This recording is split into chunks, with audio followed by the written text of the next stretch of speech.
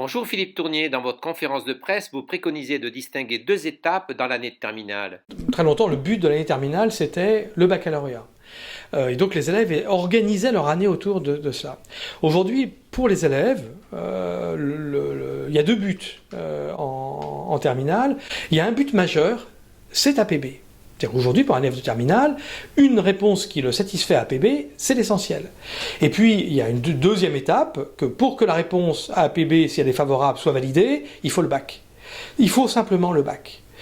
Et donc les élèves ont beaucoup calé leur comportement en terminale autour de ces deux périodes, et on le voit très nettement. Ils travaillent leur dossier jusqu'à la fin du mois de mars, voilà, donc ils sont présents, ils déploient toute la mise en scène et la scénarisation de l'élève qui fait des efforts et qui essaie de bien travailler, voilà. Et puis une fois que le dossier d'APB est fait, c'est clair, hein, ils bachotent pour avoir les résultats au bac. Donc on voit la montée en flèche du bachotage et de l'absentéisme. Et les élèves qui préfèrent finalement bachoter chez eux plutôt que d'aller en classe. Donc on voit que les élèves ont adapté déjà leur comportement à ces deux étapes, qui posent d'ailleurs de vrais problèmes pour les professeurs dans la gestion de leur classe de terminale. Avec l'apparition sur le net d'un très grand nombre de propositions faites aux élèves, d'une préparation, d'une révision. Oui, tout à fait. Voilà, et les élèves, ils viennent plus, voilà, ou ils viennent de temps en temps parce qu'ils aiment bien Monsieur X, ou ils trouvent que le cours de Madame Machin est pas mal, et puis le reste du temps, ils viennent pas. Et ainsi de suite. Bon.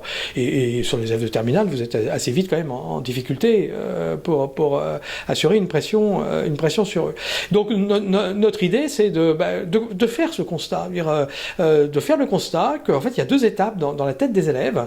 Il y a le première étape où ce qui compte, c'est ce qui se passe au lycée. Et à notre avis, c'est au terme de cette période qu'il faut donner le certificat de fin d'études secondaires.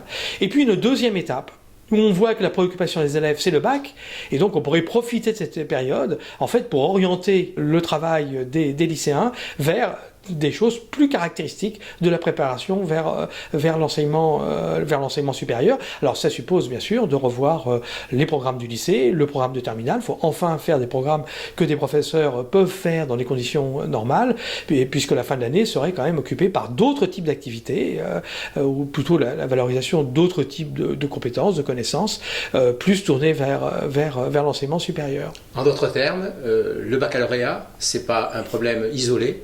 Il faut avoir une vision systémique de l'ensemble de tout ce qui se passe sur le bac -3, bac +3.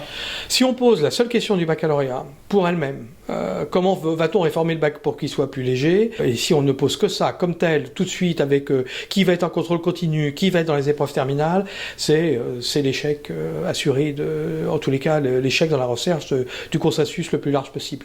Toutes les disciplines vont vouloir être dans les épreuves terminales. Qui osera dire à la philosophie qu'il y a des séries dans lesquelles elle n'a pas à être, etc., etc. Donc il faut aborder complètement la question différemment. Il faut un certificat de fin d'études secondaires qui soit un vrai certificat de fin d'études secondaires, qui atteste que l'élève a bien les compétences de l'ensemble de ses études au lycée, et pas simplement des cours de terminale. Mais ça, on sait le faire. Alors peut-être sous une forme différente, mais on voit bien pour la validation du socle commun en fin de troisième. Alors je dis bien sous une forme différente.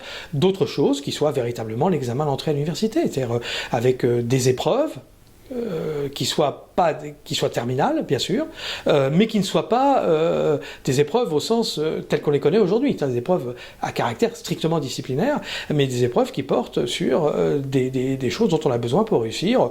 Nous imaginons d'ailleurs que ces épreuves pourraient être colorées selon 4 grands domaines, les lettres et les langues, les sciences de l'homme au sens large, le droit et l'économie, et les sciences et les techniques. On attend des compétences un peu différentes, mais ça peut être utile, par exemple, de savoir combien de fautes fait un élève qui veut faire des études de lettres, par exemple. Ça peut être utile.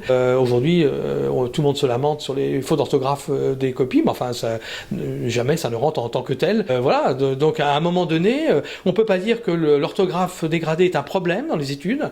On peut pas dire que l'incapacité des élèves, ne savent que redébiter les choses qu'ils ont apprises par cœur. Oui, mais c'est quand même principalement ce qu'on leur apprend à faire. Donc les élèves, leurs professeurs les forment au type d'épreuve d'aujourd'hui. Voilà, on ne peut pas reprocher aux élèves de ne pas avoir d'autres compétences, et on s'aperçoit qu'effectivement, il y a un certain nombre de compétences qui leur manquent tragiquement, et qui font que beaucoup échouent, et pas que des mauvais élèves, si je puis employer ce terme.